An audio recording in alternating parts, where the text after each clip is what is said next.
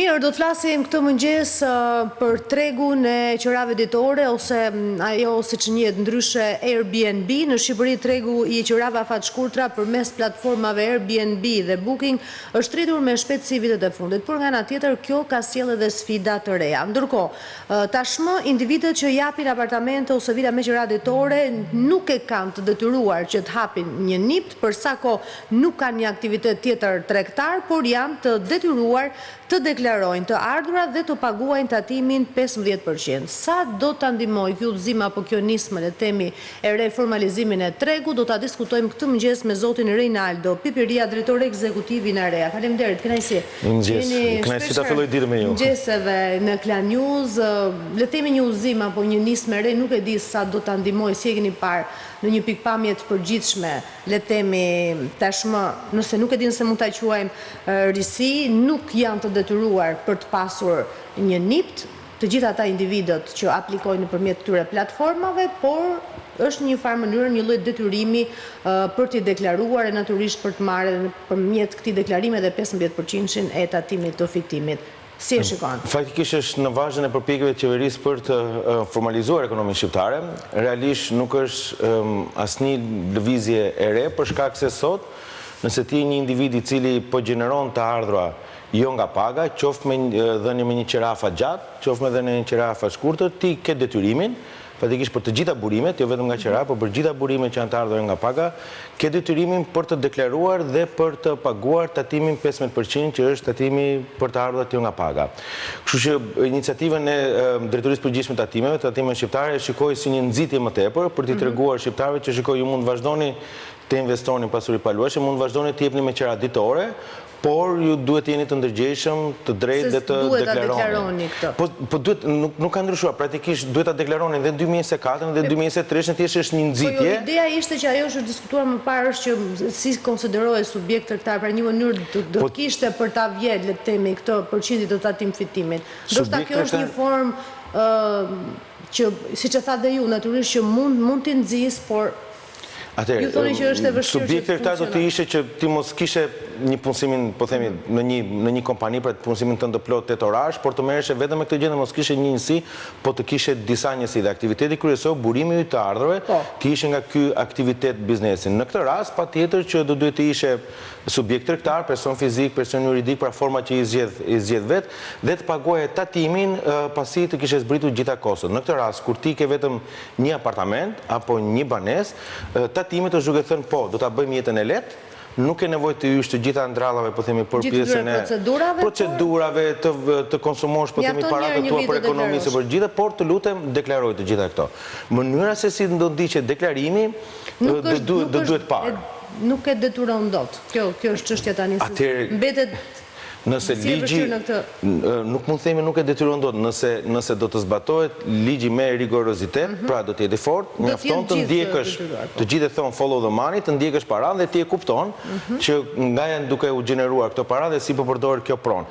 Mjafton që të bësh një kryqëzim të dhënave midis kompanive të cilat ofrojnë shërbime utilitare. Pra, shërbimin e UKT-s, po themi, të ujit, të energjisë elektrike, dhe kupton, nëse Reinaldo ka 2 banesa dhe të këtë dyja këto kontrata është duke konsumuar masivisht ose rregullisht energji elektrike dhe ujë, automatikisht duhet ngrihet pyetja. Nëse vendbanimi Reinaldo është në banesën 1 dhe tek dyshi, kush është duke banuar?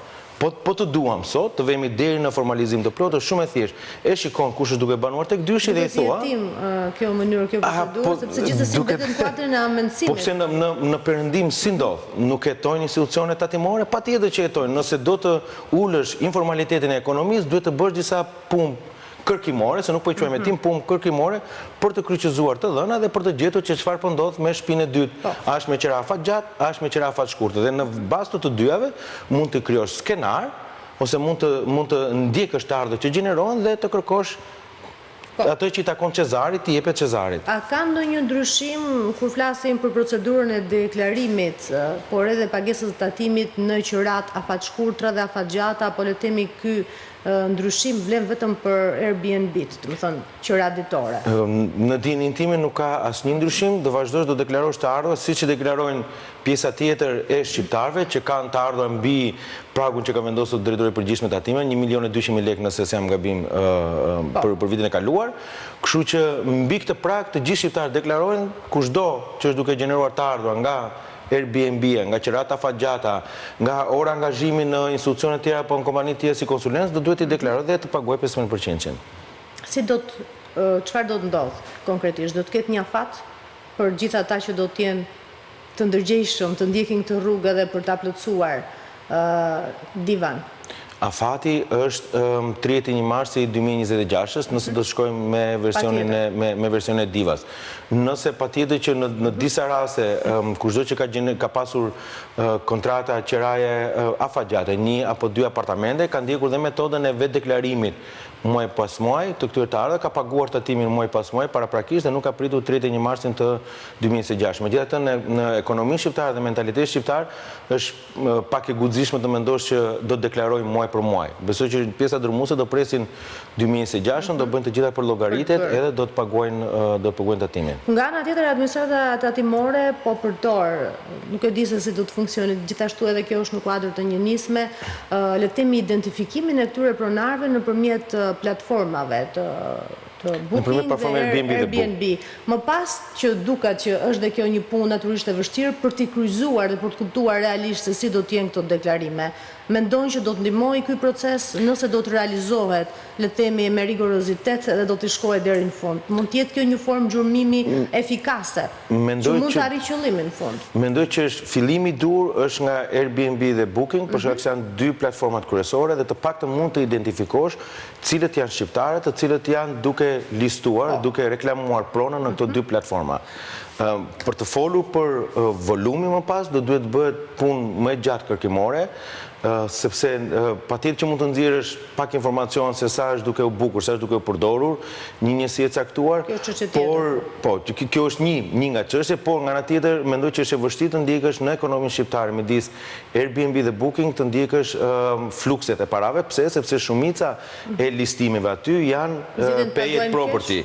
Pra, nuk të kërkon kartën e kreditit, po thuaj paguaj kur të shkosh në pronë për të përdorur apartamentin.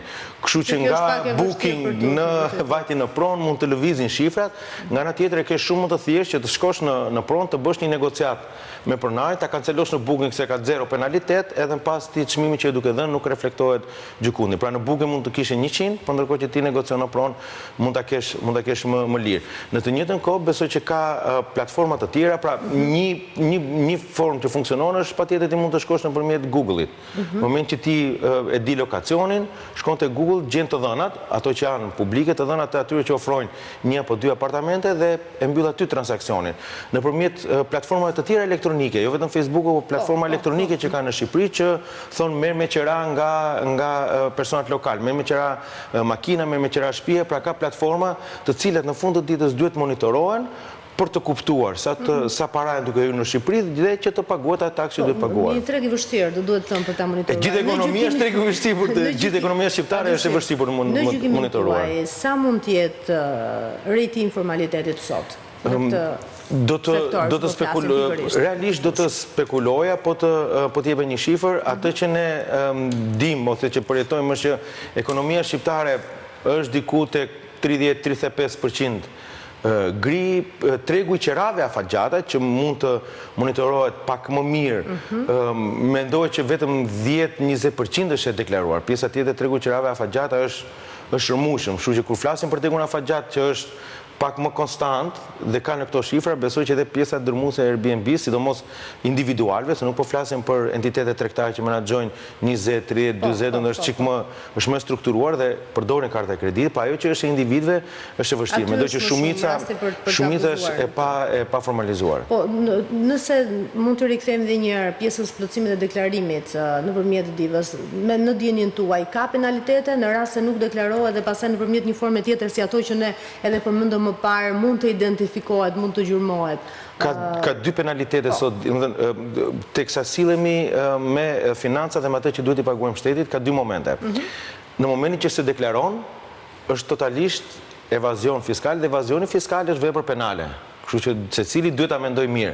Momenti kur e deklaron dhe nuk e paguan në kohë, patjetër që ka penalitete, norma që kanë tatime që aktualisht nuk jam i sigurt se sa, por e di që në moment që deklaron dhe e paguan me vonesë ke gjobat.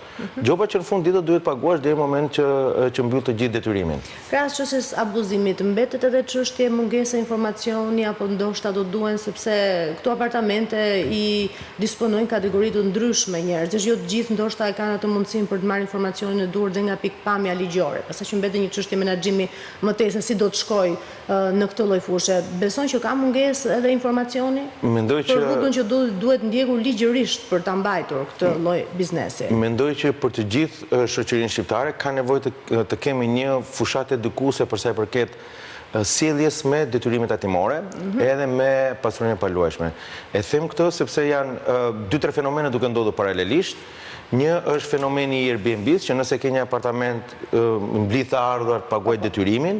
E dyta është fushata e rivlerësimit që duhet ndodhi në janar të 2026, e treta është projekt ligji që duhet të hyjë në fuqi normalisht për taksimin e pasurive paluajshme, që edhe kjo duhet të fillojë ose katastër fiskale që duhet të fillojë në 2026. Që gjitha këto komponentë, të treja këto, ndikojnë se si do të taksohen dhe detyrimet që do të paguajnë shqiptarë për pasuritë e paluajshme që kanë, qoftë e parë, qoftë e dytë, qoftë e tretë. Mendoj që duhet të futemi në një fushat, nëse tatimet nëse mund ta bëjnë apo qeveria nëse mund ta bëjë nga tetori deri në fund vitit për të edukuar, për të thënë shqiptarëve nuk është keq që të kesh 1, 2, 3 pasuri, por këto, ashtu siç është në perëndim, vinë me disa detyrime fiskale dhe të krijohen skenarët. Pra, kur e ke Airbnb duhet paguash, kur e ke me qerafa gjatë duhet paguash dhe gjithë tjerat.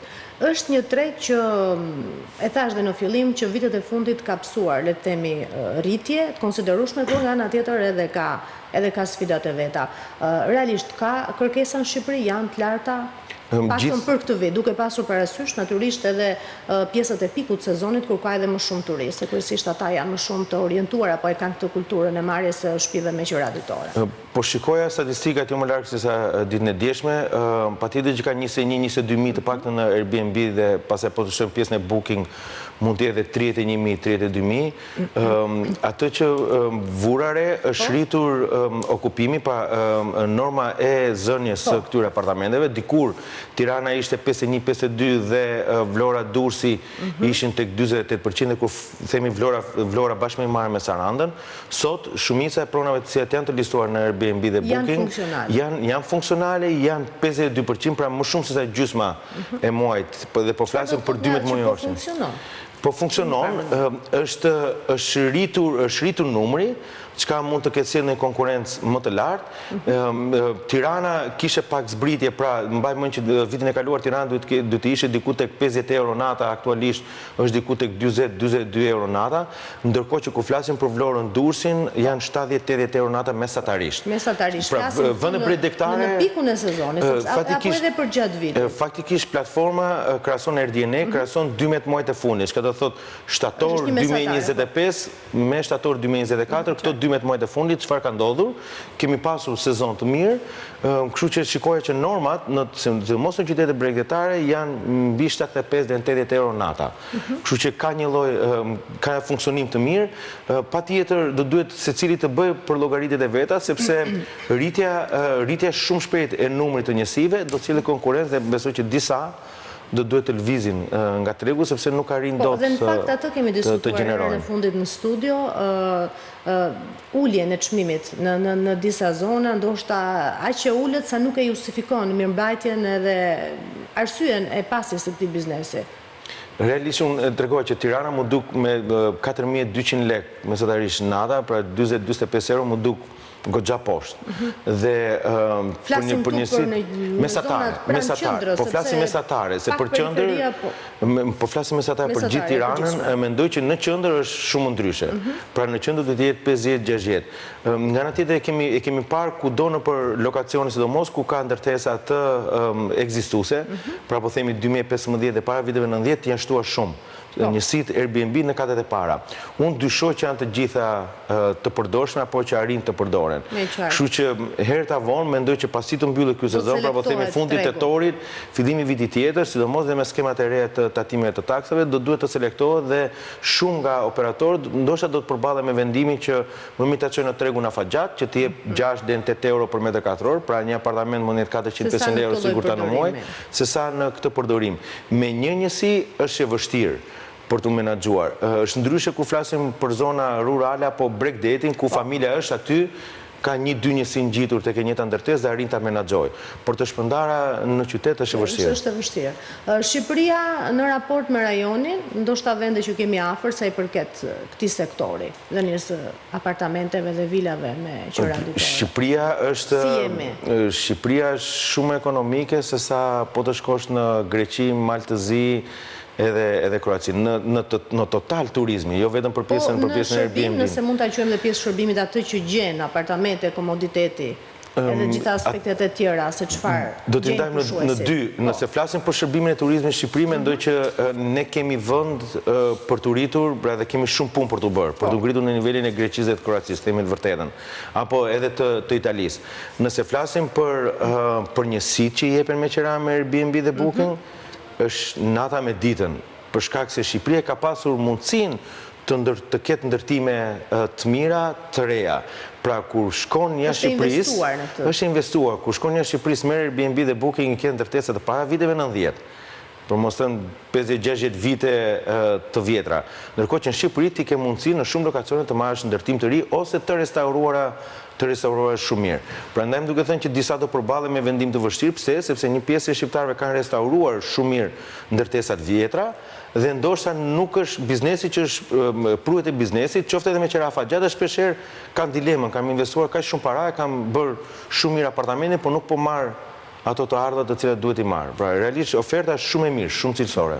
Qytete në krahas Tiranës apo ato tipike që ne tashmë i kemi të njohura për vitesh që e aplikojnë këtë lloj biznesi, që shikon që ka një trend që mund ta ndihmojnë natyrisht edhe zonën. Mendoj që qytetet edhe nga statistikat e RDNA vazhdonin të ishin të njëjtat qytete që kanë qenë para një viti, pra Tirana, Durrësi, Vlora, Shkodra, Berati, Gjirokastër. Tirana, Durrësi, Vlora janë të parat, realisht. Qoftë edhe për sasinë e parave, domethënë që sjellin se potencialin që ka tregu, sidomos kur flasim për pjesën e Durrësit dhe Vlorës, potenciali shkon 12.000-13.000 euro në vit. Praktikisht, pa është si sa mund të kenë gjeneruar në këtë periudhë, po shkon deri në 12.000-13.000 euro në vit për një njësi mesatare e cila jepet gjysmën e kohës, pra po themi 15 ditë, 16 ditë në muaj mund të jetë e zënë dhe gjeneron 80 euro në ditë mesatarisht. Kështu që pastaj po qytetet e tjera janë shumë pak. Domethënë qytetet historike, po themi Berati, Gjirokastra është, Korça, Shkodra, pjesa tjetër janë shumë pak dhe ka shumë pak njësi. Duke pasur zhvillimin e turizmit këtu, domethënë e di që nuk është momenti ndoshta për ta paralelizuar, për të vënë një vi me Shqipërinë, por përdorimin e Airbnb-ve në vende si Spanja, që duke që ka ndryshuar edhe rregullore për shkak të përdorimit ose masivizimit, e shikon që ndoshta një ditë duke pasur parasysh edhe curinë e turizmit në Shqipëri, mund të marrim të njëjtën trajt edhe ndoshta do të bëhet e ngarkuar gjithë situata nëse nuk menaxhohet ashtu siç duhet. Ka dy pjesë ndryshme se si funksionon Europa. Gjithë Europa është duke u përballur me sfidat e strehimit. Kjo edhe për shkak, madje ka pasur një fjalim nga presidenti e Komisionit Evropian, von der Leyen. Nëse do të ecën me të njëjtat ritme. Po, por ka një gjë, në Europë ka qenë shumë e vështirë ndërtimi, shumë burokratik, procesi për të marrë një leje ndërtimi. Për të marrë një leje ndërtimi është 4 vite, bashkë me ndërtimin shkon diku tek 10 vite, ka shumë kërkesa, është procedurë gjatë dhe ka shumë kërkesa edhe për shkak të eficiencës së energjisë. Pra, për shkak të gjithë agendës, green agenda, që duhet të shkojë Bashkimi Evropian në emetimet zero. Ndërkohë që ne vuajmë në Shqipëri, jo për shkak se, ose do të vuajmë në Shqipëri, jo për shkak se nuk kemi ofertë. Po oferta në Shqipëri e strehimit është ngurcuar për shkak të mungesës së dekurajimit të spekulimit dhe mungesës së inkurajimit të pronësisë afatgjate. Çka do të thotë, në një moment kur ti ke barat tatimore 15%, ti nuk ke incentiva për blersin e parë, nuk ke incentiva për atë që e mban pasurinë 5 vite dhe nxjerr në shitje, automatikisht gjithë oferta është ngurcuar. Pra ne nuk është se nuk kemi ofertë. Ne kemi ofertë në Shqipëri, por gjithë presin derisa dalë rivlerësimi ose dikur qeveria të uli tatimin që unë të nxjerr pronat në shitje. Dhe nuk kam asnjë incentiv që ta jap me qerafa gjatë ose qerafa të shkurtë. Pse? Sepse njësoj do të tatohen. Pra, edhe taksimi është totalisht i pa drejt në Shqipëri. Në Europë, ka të tjera, edhe në Europë dhe në Amerikë, ka të tjera skema tatimi, në një moment kur ti një shtëpi nuk e mban poshtë, po e fut pjesë të proceseve të programet të strehimit të bashkisë. Pra ka incentiva që të ulin të atim, ose ka incentiva të tjera që të ndihmojnë në një moment. Për të vënë në funksion në shërbim të atyre që i kanë. Nëse do të vuajnë nga kjo gjë, jo se s'kemi ofertë. Ndërkohë që Europa vuan sepse nuk ka ofertë. Nuk ka ndërtime të reja dhe procesi i ndërtimit është shumë i gjatë dhe shumë sfiditës dhe një pjesë e sipërmarrjes vuan ose nuk e marrin përsipër për të ndërtuar. Qartë, edhe një pyetje të fundit, vazhdon ende të ndikojë tregu i qerave fatshkurtra ato afatgjata, edhe duke qenë se jemi edhe në prag të nisjes së universiteteve janë studentët, veçanërisht ata që vinë nga rrethet që e vuajnë më shumë, le të themi këtë pasojë. Besoj që po, tregu i qerave afatshkurtra ka ndikuar ndjeshëm në qerat afatgjata. Diku ne kemi sjellë statistika që ishin 35% rritje nga viti në vit. Mjafton të dalësh një shëtitje në Tiranë, shikon lockboxe, pra kutit ku mbajnë qelsat kudo në përpallate, mjafton të shkonin mbrapa një javë. Madje edhe zona periferike që nuk e kishim menduar ndonjëherë që do të merrnin këtë funksion. Realisht po, dhe mjafton të kthehemi mbrapa në kohën e medje, një javë apo një javë gjysmë më përpara, kemi parë se si ka ndryshuar përqasja e shqiptarëve ndaj akomodimit konvikte. Nuk i kemi parë këto zënka apo probleme për të akomoduar në konvikte vite më përpara. Duket që nuk ka më një ofertë për studentët, duket që këtë është duke ngritur zërin edhe Europa, që shikon, ne nuk duhet t'i lëmë brezin e ri, që të vuajnë për të streuar, që të detyrohen të bëjnë 1, 2, 3 punë, apo të lënë shkollën për shkak të strehimit. Kështu që unë mendoj që ne jemi duke vajtur në atë drejtim, është mirë që të mësojmë, që të mësojmë dhe të krijojmë një strehim të përballueshëm për të gjitha shtresat, që gjithë ekonomia të funksionojë. Po e vuan Europa sot, do ta vuajmë ne ndoshta pas 4-5 vite nëse nuk jemi smart për të ndryshuar kursin. Qartë. Falenderoj shumë për kohën tuaj dhe gjithë informacionet që ndat me ne. Kënaqësi.